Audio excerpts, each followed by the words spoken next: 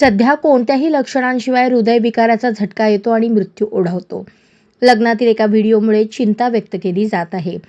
परिणीता नावाची तरुणी आपल्या बहिणीच्या संगीत सोहळ्यात स्टेजवर डान्स करत होती. यासाठी ती मध्य प्रदेशातील विदिशा येथे आली होती.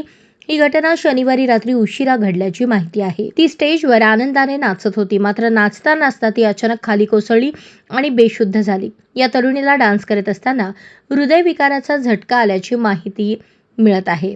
मिळालेल्या माहितीनुसार लग्न सोहळ्यात उपस्थित नातेवाईकांपैकी एक जण डॉक्टर होते. त्यांनी मुलीला CPR देण्याचा प्रयत्न केला, मात्र काहीच हालचाल झाली नाही. मुलीला तातडीने रुग्णालयात नेण्यात आले, मात्र तोपर्यंत खूप उशीर झाला होता. मिळालेल्या माहितीनुसार परिणीता बहिणीच्या लग्नामुळे खूप आनंदी होती. तिचे MBA पर्यंतचे शिक्षण पूर्ण झाले असून सध्या ती एका खाजगी कंपनीत नोकरी करत होती.